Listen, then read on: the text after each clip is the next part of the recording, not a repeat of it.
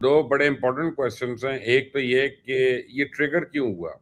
ایران نے اس موقع پہ جب کہ وہ تدفین کر رہے تھے اور اس سارے یعنی پروسیس سے گزر رہے ہیں تو انہوں نے تھوڑا ریسٹرینٹ کیوں نہیں شو کیا اور بس دھمکی دے دیتے, تھریٹ کر دیتے تھے, بٹ اٹیکنگ دا ٹینکرز آئی مین وہ اس ایکسٹریم پہ کیوں گئے. ایک اور دوسرا سوال یہ ہے کہ جو ریٹیلیٹری اسٹرائکس ہیں اس کے بعد one thing is for sure کہ کسی کو اچھا لگے یا برا لگے, دبئی, بحرین اور قطر ان کا اور کویت ان کا جو فیوچر ہے وہ تو بہت ہی اب مخدوش ہو گیا, کیونکہ اگر پہلے کسی انویسٹر نے آنا بھی تھا وہاں پہ تو وہ بھی اب جو ہے نا 100 باری سوچے گا کہ یہ تو ایک آن گوئنگ کانفلکٹ ہے, یہ تو کوئی حل ہی نہیں ہو رہا, تو let's get away from it.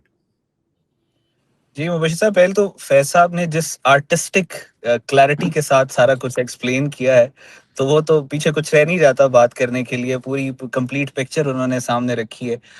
لیکن جو بات آپ کی ہے کہ کیوں کیا گیا, اب اس کے اوپر ظاہر ہے دیر آر ملٹیپل تھیوریز ہیں اس کے اوپر کہ کیوں کیا گیا. سب سے پہلے جو ایران کے سپریم لیڈر کا فیونرل تھا وہ پوری دنیا کے لیے جتنا اہم تھا اس سے کئی گنا زیادہ ایرانینز کے لیے اہم تھا. ان کے لیے ایک بہت بڑا ریلیجس اور یہ سارا ایک ایونٹ تھا جس طریقے سے انہوں نے اپنے آپ کو ری امیجن کیا ہوا تھا. پوری دنیا نے آپ کو دیکھا کہ پوری دنیا سے وفود یہاں پہ آئے, اور قطر کیا تو سعودی عربیہ کیا, ہر جگہ سے ریپرزینٹیٹیوز یہاں پہ آئے. تو آبویسلی جہاں تک میری انڈرسٹینڈنگ ہے کہ ہارڈ لائن, میں نے مبشر صاحب جب سے ان کی نیگوسیشن اور سیز فائر کے بعد کے معاملات شروع ہوئے ہیں میں نے کبھی بھی ایران کے اندر کے رفٹس کو, کیونکہ پاکستان میڈیٹ کر رہا ہے اور گریس آف اے میڈیٹر یہ ہوتی ہے ہم سارے پاکستانی ہیں, تو ہم ایران کے انٹرنل جو کانفلکٹ ہیں یا آپس میں جو رفٹ ہے اس کے اوپر میں نے بڑی محتاط انداز میں بات کی ہے. لیکن جو تھیوریٹیکل اس کے اوپر انڈرسٹینڈنگ موجود ہے کہ اسی دن کا انتخاب کیوں کیا گیا, ایک تو اس وجہ سے کہ بہت سارے ایلیمنٹس ہیں ایران کے اندر جو نہیں چاہتے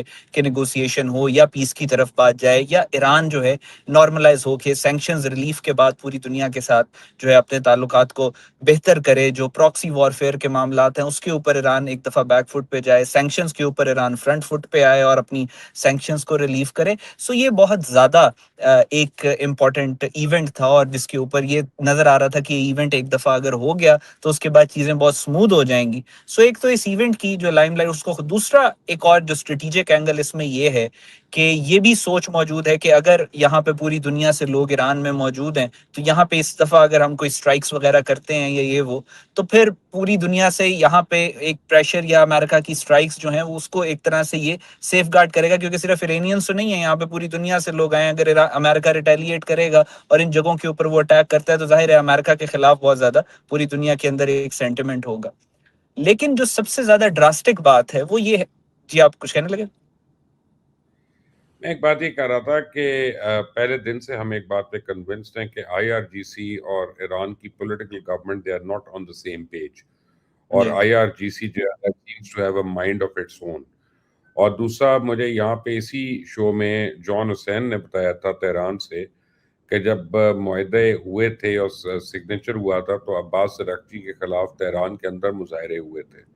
So maybe a lot of Iranians feel that, we gave in much earlier than we should have, and we should end this war on our terms rather coming onto their terms.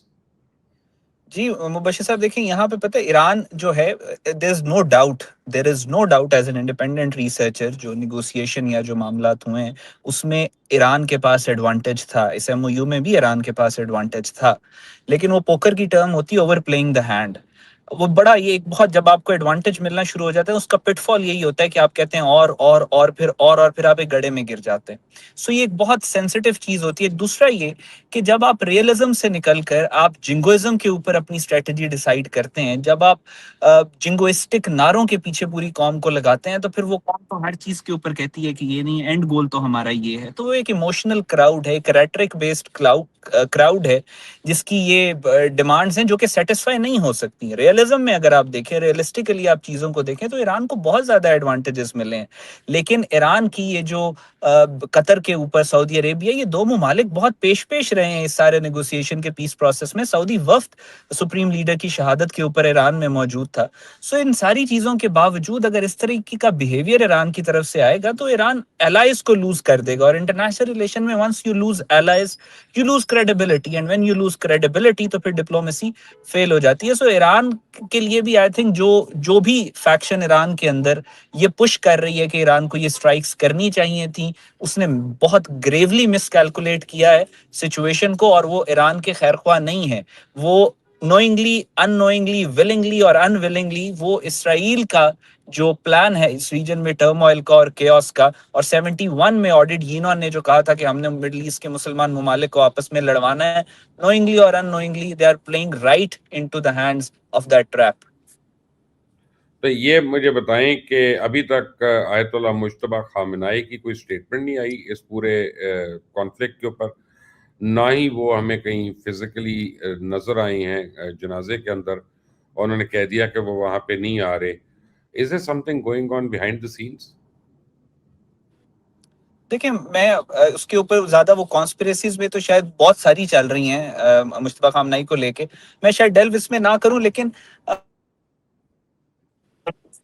پوری دنیا سے یہ باتیں ایران تک آئی تھی علی Larijani کی شہادت سے پہلے کہ آپ لوگ اپنی سیکیورٹی کو دیکھیں، یہ کوئی ٹھیک ہے شوق شہادت جو ہے وہ مسلمان کے ایمان کا حصہ ہے، لیکن آپ کو اپنے آپ کو سیف بھی رکھنا ہے. تو آئی تھنک سیکیورٹی میئرز کی وجہ سے انہوں نے شرکت شاید نہیں کی. لیکن جو مشتبہ ہیں ان کی بھی آپ کو یاد ہوگا کہ جب ایم او یو سائن ہوا تو ان کی بھی ایک سٹیٹمنٹ تھی کہ جس میں انہوں نے کمپلیٹلی 100% اس کو ایم او یو کی بیکنگ جس طریقے سے کرنی چاہیے تھی، تو وہ بھی لوگوں کا خیال تھا کہ انہوں نے اس طریقے سے نہیں کیا. آلدو میرا اوپینین اس سے تھوڑا ڈفرینٹ ہے، مجھے ایسا لگتا ہے کہ یہ آپس میں جو ایرانین گورنمنٹ ہے اور جو مجتبیٰ خامنہئی ہیں they more or less they are on the same page. I R G C جو ہے اس کا اپنا ایک تھاٹ پروسیس ہے، اور جب اس طرح کی کوئی بھی فیکشن آپ کی ریاست کی سوچ اور اپروچ سے ہٹ کے اتنی کیپیبلٹی رکھے کہ وہ چیزوں کو منوور کر سکے یا پریشر مینٹین کر سکے، تو اس کا کوئی فائدہ نہیں ہوتا اس قوم اور اس ملک کو. فائز یہ بتائیے گا، second part of the question جو میں نے احمد سے کیا تھا، بٹ آپ پہ آ جاتے ہیں کہ یہ سارا افیکٹ کیا ہوگا دبئی پہ، قطر پہ، کویت پہ، ان ممالک کے اوپر؟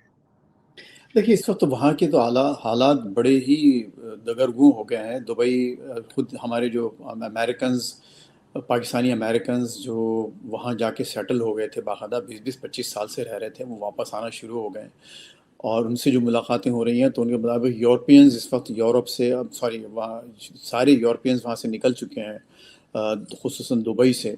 اور اب صرف ہمارے جو اپنے دیسی لوگ ہیں پاکستان اور انڈیا اور بنگلہ دیش کے، وہ وہاں پر کام کر رہے ہیں. لیکن اوور آل جو ہے ایک سناٹے کی کیفیت ہے، اور ظاہر ہے یہ اب جو مزید حملے شروع ہوئے ہیں تو اس کے بعد تو اور بہت برے حالات ہوں گے. دیکھیے ابھی آپ کے دو بڑے اچھے اہم کامنٹس آئے ہیں جو میں پڑھ بھی رہا ہوں ساتھ ساتھ. آصف آرائی صاحب نے یہ بہت اچھا نقطہ اٹھایا ہے کہ یہ جو خلاف ورزیاں تو امریکہ کی طرف سے بھی ہوئی ہیں معاملات کی، خصوصاً ایم او یو کی، کہ آپ نے لبنان پر ایک اسٹریٹجی اپنائی. ایک طرف تو آپ نے یہ معاہدہ کیا کہ ہم لبنان میں جنگ بندی کروائیں گے، اور آپ نے سائن کیا، آپ کے پریزیڈنٹ نے، ہمارے پرائم منسٹر نے سائن کیا.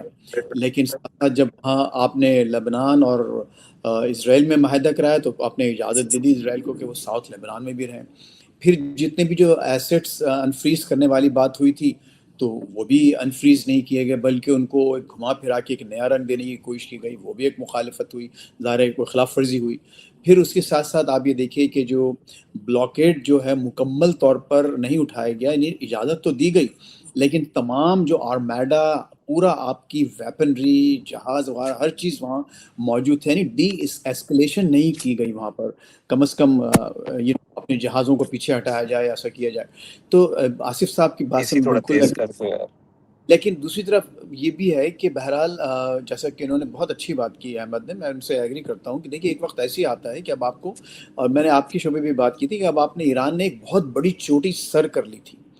وہ چوٹی سر کرنے کے بعد ان کو اب یہ کہنا چاہیے تھا کہ ٹھیک ہے اب اسٹریٹجی اگر یہ ہوتی، اب اگین دیکھیے میں ظاہر ہے I can not get into their minds کہ وہ ایگزیکٹلی وہاں کیا سوچ ہے اس وقت، لیکن وہاں ظاہر ہے چونکہ ایک مذہبی حکومت ہے، آئیڈیالوجی ایک بہت بڑا امپورٹنٹ رول پلے کرتا ہے، ہماری ایک مذہبی ہسٹری ہے، وہاں سے بھی ہم بہت سے ریفرنسز لے کے اپنی اسٹریٹجی بناتے ہیں، اپنی حکمت عملی بناتے ہیں، تو بہت سی چیزیں وہاں پر پلے میں ہیں، اس میں کوئی شک نہیں. لیکن اگر بالکل ایک پریگمیٹیکلی اگر آپ دیکھیں تو اس وقت ایران کے پاس بہت اچھا موقع ہے، ابھی بھی ہے، کہ اگر تیل کی ان کو جو سیل کرنے کی اجازت دی گئی ہے پوری دنیا کو، اس سے ہی وہ hundreds of billions of dollars اپنے جنریٹ کر کے اپنی اکانومی کو سدھار سکتے ہیں. ٹھیک ہے، چھوٹے موٹے اسکرمشز وغیرہ ہوتے رہیں، ہرمز پر بھی ان کا کنٹرول رکھ کے کوئی بات آگے بڑھ سکتی تھی.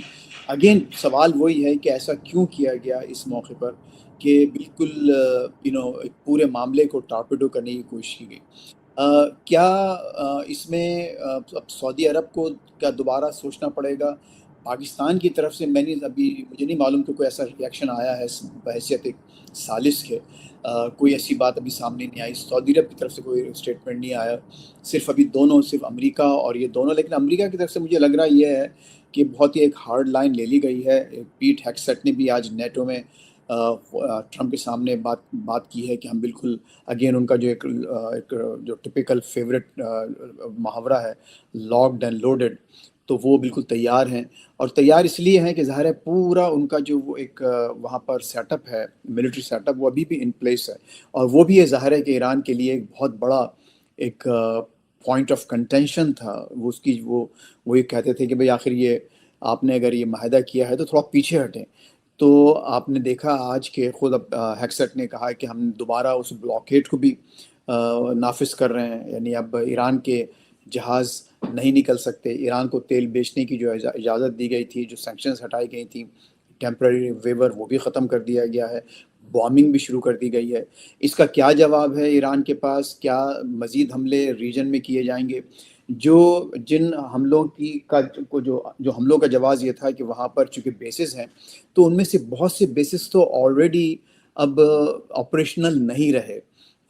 بہت سے لوگ جو ہیں وہاں کے، جو امریکی فوجی وہاں تھے، وہ وہاں سے نکل چکے ہیں.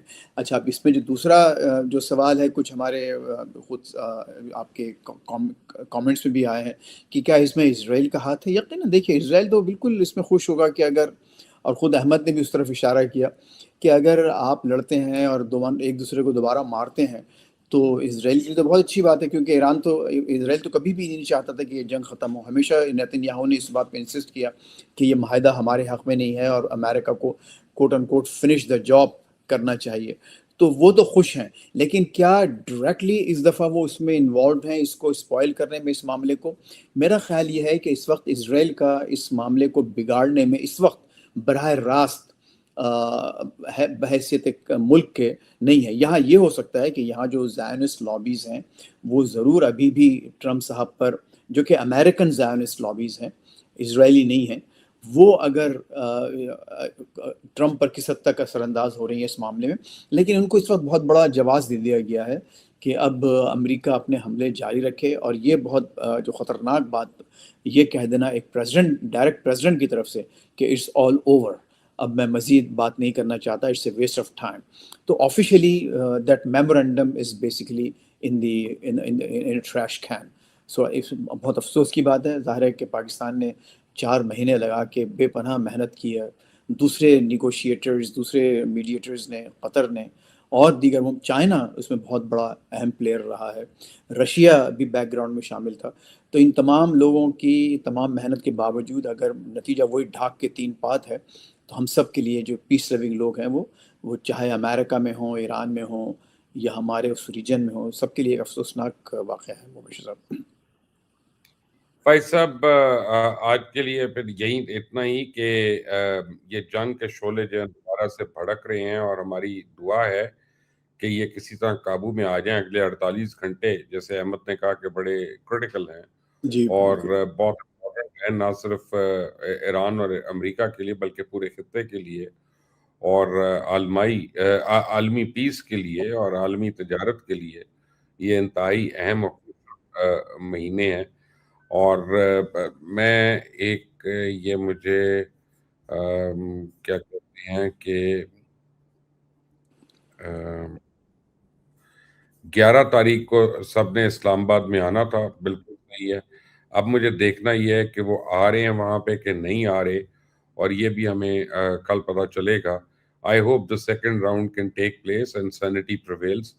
और जैसे ही पे कोई लेटेस्ट डेवलपमेंट होती है आपको भी हम ज़हमत देंगे और नाजरीन को भी मुतला करेंगे ताकि आप लोग हमें ज्वाइन कर सकते हैं। आज के लिए फ़ाइज़ रहमान और अहमद हसन अल अरबी, आपका बहुत बहुत शुक्रिया हमें ज्वाइन करने के लिए। Always a pleasure. इस दुआ अल्लाह ताला हर एक को अपनी अमान में रखे। Until the next time, Allah Hafiz.